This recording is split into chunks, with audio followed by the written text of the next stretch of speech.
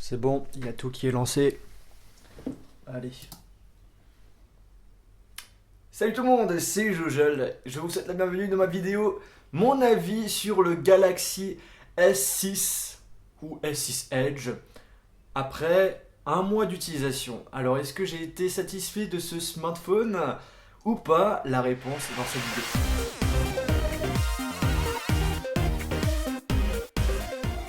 On va commencer par parler des points positifs. Ce téléphone, il est très beau, super élégant, on a un super beau design. Samsung cette année a vraiment mis le paquet sur le design, il est vraiment magnifique. Alors l'arrière est en verre, le contour est en aluminium qui fait, c'est vrai, penser à un iPhone 6 ou 6 Plus. On peut pas dire le contraire, il suffit de regarder la prise jack avec l'haut-parleur et on a l'impression que c'est un iPhone. Mais après, quand on recommence à le regarder de face ou à l'arrière, on voit bien que c'est pas un iPhone. Il faut pas abuser à ce niveau-là. C'est pas une copie, un clone de l'iPhone 6. Non, pas du tout. Un appareil qui est super léger, on a une bonne prise en main. Franchement, très bel appareil, très beau smartphone. Il fait partie pour moi des smartphones les plus beaux de cette année. Je pense pas que c'est le premier, mais en tout cas, il est dans le top 3, ça c'est sûr. Deuxième point positif sur ce Galaxy S6, c'est la qualité photo. Que ce soit à l'arrière ou en caméra frontale, la qualité est juste monstrueuse. Pour moi, c'est l'un des smartphones, même le premier smartphone actuellement sur le marché, qui propose une aussi bonne qualité. Alors là, je suis en train de tester le LG 4. J'ai pas donné maintenant de verdict en ce qui concerne l'appareil photo. Du coup, je vais faire même une vidéo de comparaison entre le LG 4 et le Galaxy S6 pour voir vraiment la différence au niveau photo et vidéo. Et on verra c'est qui le meilleur. Mais en tout cas, pour l'instant, pour moi, c'est le S6 qui gagne. La caméra frontale, c'est juste le truc qui m'a vraiment bluffé. En général, on est souvent déçu par la caméra frontale, que ce soit même avec des smartphones haut de gamme. Et là, le S6, ça change tout. Ça change vraiment tout. Qu'est-ce que je peux dire? Alors, vous l'avez vu de toute façon dans ma vidéo de test, hein, et j'ai même fait des échantillons photos et vidéos qui sont disponibles dans la description que vous pouvez télécharger via Dropbox. La qualité est juste incroyable, que ce soit en plein jour ou même en faible luminosité, il se débrouille vraiment bien. Bon, en faible luminosité, quand il fait nuit, on commence à avoir des petits grains, mais je trouve pour un smartphone, c'est vraiment top. Pour les personnes qui aiment faire la photo, aiment faire des vidéos et qui ne veulent pas forcément se trimballer avec un grand appareil photo, ce smartphone risque fortement de vous intéresser. Après, le seul point négatif que je peux dire par rapport à l'appareil photo, c'est la fonction mode ralenti en vidéo. Je vous l'avais d'ailleurs dit dans ma vidéo de test. C'est tout pixelisé, je ne sais pas comment ça se fait. Alors peut-être que ça vient de l'application qui n'est pas forcément bien optimisée. Alors peut-être qu'il y aura une future mise à jour qui va corriger cela. Mais en tout cas, pour l'instant, pour le mode ralenti, j'en suis pas du tout satisfait. Sinon, le reste, que des points positifs sur l'appareil photo, hein, sur ce Galaxy S6. Gros point positif, le troisième, et je pense que ça sera le dernier, mais c'est déjà très très bien, c'est son interface. Une super belle interface. Alors vous allez me dire, quoi? Samsung, une belle interface, tu rigoles? Eh bah oui, cette année, franchement, ils ont mis le paquet sur l'interface. C'est bien plus facile à utiliser. Alors je suis d'accord avec vous, dans le passé, il y avait plein de fonctionnalités, on se mélangeait les pinceaux, c'était vraiment affreux. Et ben là, tout a été changé et ça fait vraiment plaisir d'utiliser maintenant un smartphone déjà très beau qui propose une bonne qualité au niveau de la photo, et le fait d'avoir une interface qui soit intuitive, ça fait vraiment plaisir. Et c'est vrai que de la part de Samsung, on va dire que c'est rare, et donc ça fait plaisir que Samsung maintenant se mette dans un chemin où le but c'est de faciliter la tâche à l'utilisateur pour qu'il utilise son smartphone sans perdre son temps, sans se mélanger les pinceaux. Donc ça fait vraiment plaisir. Après, le petit truc que je peux dire par rapport à l'interface, que je suis pas, le truc où je suis vraiment pas trop fan, c'est par rapport aux icônes. Les icônes, je les trouve pas forcément belles. C'est les mêmes icônes que l'année dernière. Donc du coup, ça serait bien d'avoir un changement en ce qui concerne les icônes. Après, ce qu'il faut savoir, c'est qu'on peut changer de thème, donc du coup, on peut changer les icônes. Donc ça, c'est plutôt pratique. Mais en tout cas, les icônes de base qu'on a sur le S6, moi, je les trouve pas forcément belles. Après au niveau de l'interface, les notifications, quand on rentre dans les réglages, dans la partie multitâche, moi je trouve que c'est assez élégant.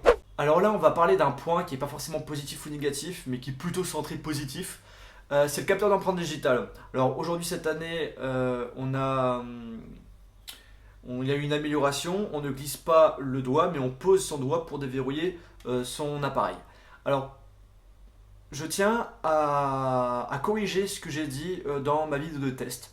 Alors dans ma vidéo de test, j'avais dit que le capteur marchait à moitié. Alors avant de dire ça, bien évidemment, j'ai enregistré plusieurs doigts, j'ai fait j'ai supprimé des empreintes, j'ai réenregistré, etc., pour vraiment dire, pour affirmer ce que j'ai dit dans ma vidéo de test. Et là, en fait, dernièrement, j'ai décidé de réenregistrer des doigts et le capteur marche nickel. J'ai pas rencontré de bug. Alors, je pense que ça vient du fait que durant ma semaine de test, et j'aurais peut-être dû le préciser, j'avais un petit peu les doigts abîmés. Et je pense que ça a un petit peu joué des mauvais tours sur le capteur d'empreinte digitale du S6. Après, ce qu'il faut savoir, c'est que j'ai fait une vidéo de comparaison entre l'iPhone 6 Plus et le S6. Et j'avais enregistré aussi mes doigts alors qu'ils étaient aussi abîmés. Mais par contre, j'ai pas eu de problème avec l'iPhone 6 Plus.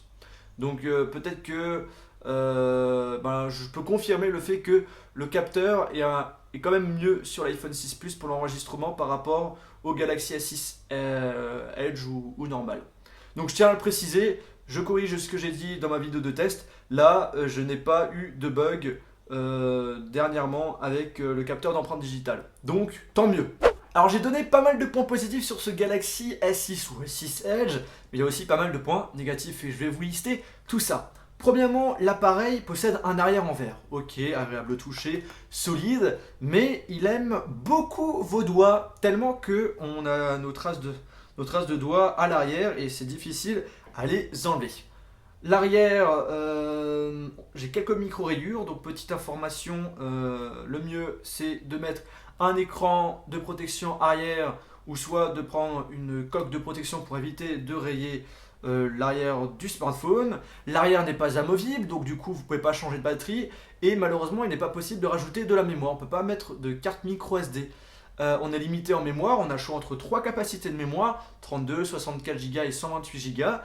32 Go, je trouve que c'est assez limite pour ce genre de smartphone parce que déjà en faisant des photos et des vidéos ça se remplit assez rapidement puisque c'est des photos assez gourmandes. Pareil pour les applications, les jeux, c'est des applications qui sont souvent lourdes et du coup les 32 Go ça se remplit assez rapidement. Déjà on n'a pas de 32 Go en mémoire interne réelle en utilisation, je crois qu'on est à 20 Go. À 20 Go, donc c'est 32 Go c'est assez limite. Je vous conseille de prendre au minimum 64 Go. Donc ça c'est un point négatif, le fait qu'on ne peut pas rajouter de la mémoire, alors qu'avant on pouvait le faire sur le S5, le S4, le S3, etc. Donc c'est vraiment dommage. L'appareil n'est pas résistant à l'eau, il n'y a pas de certification. Le S5 l'année dernière on pouvait le mettre dans l'eau pendant une trentaine de minutes, il marchait parfaitement. Là sur le S6 c'est pas certifié, donc vaut mieux éviter de tenter l'expérience.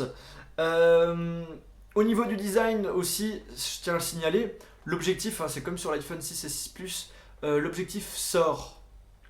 Du coup, si l'appareil tombe, ça sera l'objectif qui va se casser en premier, je pense. Ouais, au niveau du design, c'est un petit peu dommage que l'objectif soit sorte. Mais bon, c'est pas trop choquant, mais je le mets quand même dans les points négatifs. Après aussi, je suis pas fan de l'emplacement du capteur cardio-fréquence-mètre. Alors il est à droite de l'appareil photo, moi j'aurais bien aimé l'avoir soit en dessous de l'appareil photo, soit un peu au milieu du smartphone. Parce que tout simplement moi j'utilise le capteur pour faire mes photos en selfie. En fait je mets mon doigt, puis après j'enlève mon doigt et la photo se prend automatiquement. Donc ça c'est plutôt pratique. Mais le fait que ça soit à droite de l'appareil photo, il faut vraiment avoir des grands doigts, des grandes mains pour pouvoir bien l'utiliser. Moi ça va, j'ai pas eu de réels soucis parce que j'ai des grandes mains justement, mais pour les personnes qui ont des petites mains, c'est assez limite. Donc je tiens à le préciser, c'est super important quand même comme fonction, je trouve super pratique, donc le fait de vous le dire, c'est important pour moi. Après... on va parler d'un autre point négatif qui est le plus gros point négatif sur ce Galaxy S6 ou S6 Edge, et bien c'est son autonomie. on a vraiment du mal à finir la journée avec ce smartphone.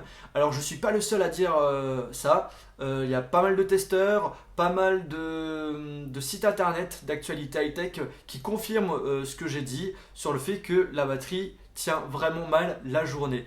Alors il y a certains de mes abonnés qui m'ont confirmé ça, il y en a certains qui m'ont dit ouais bah, c'est bon, je tiens la journée sans problème, donc tant mieux pour vous. Mais moi j'avais, pour une utilisation vraiment ultra basique, je finissais la journée mais vraiment limite. C'était, je rentrais à 17h et j'avais plus trop de batterie, donc heureusement que je rentrais chez moi pour pouvoir le recharger ou soit de le mettre de côté pour aller sur mon ordinateur, pour aller sur les réseaux sociaux. Mais je veux dire, si vous avez des longues journées, vous allez avoir vraiment du mal avec ce Galaxy A6 pour tenir, hein. Après, autre point négatif, bah, c'est son prix, il coûte super cher quand même, à partir de 650 ou 700 euros. Donc c'est un prix qui revient, qui est à peu près le même que l'iPhone 6 ou 6 Plus. C'est cher, mais je pense que le prix reste quand même assez justifié puisque par rapport, si on fait une comparaison par rapport à Apple, je trouve que c'est un téléphone qui vaut à peu près le même prix qu'un iPhone 6. Après c'est vrai que c'est cher, c'est la moitié d'un SMIC, c'est énorme. Mais en tout cas, en termes de prix, je trouve que c'est par rapport à ses concurrents, je trouve que c'est quand même c'est dans la norme, on va dire, même si c'est vraiment super cher. Je me répète un petit peu, mais bon, c'est pas grave. Et maintenant, on va finir cette vidéo en faisant une petite comparaison entre le S6 et le S6 Edge. Si vous hésitez entre les deux, justement, je vais vous expliquer qu'est-ce qu'il faut prendre en compte. Eh bien, c'est son design. L'écran est incurvé sur le S6 Edge à gauche et à droite et c'est juste une question de design, d'esthétique. Si vous prenez le S6 Edge, c'est que pour son design, c'est tout. Puisqu'en termes de fonctionnalité, c'est ultra pauvre. On a juste une fonctionnalité qui propose des raccourcis rapides au niveau des contacts, mais personnellement, c'est pas du tout utile. Je veux dire, c'est pas utile le fait que l'écran soit incurvé, c'est pas cette fonction, on peut l'avoir sur un écran qui est droit. Pas besoin d'avoir un écran incurvé pour proposer cette fonctionnalité. En gros, les fonctions proposées sur ce smartphone pour l'écran incurvé sont vraiment ultra limitées. Donc si vous hésitez entre le S6 ou le S6 Edge, c'est juste une question d'esthétique. Moi personnellement, je préfère le S6 normal. J'ai pu faire une comparaison et je préfère largement le S6. Le S6 Edge, je ne suis pas très fan du design par rapport à son écran incurvé. Ma vidéo avis sur le Galaxy S6 Edge ou normal est terminée, j'espère que ça vous a plu. Si vous l'avez acheté, n'hésitez pas à donner votre propre avis via les commentaires de cette vidéo parce que ça risque d'intéresser pas mal de personnes. Et sinon, sur ce, on se retrouve dans une prochaine vidéo iOS ou Android. Salut!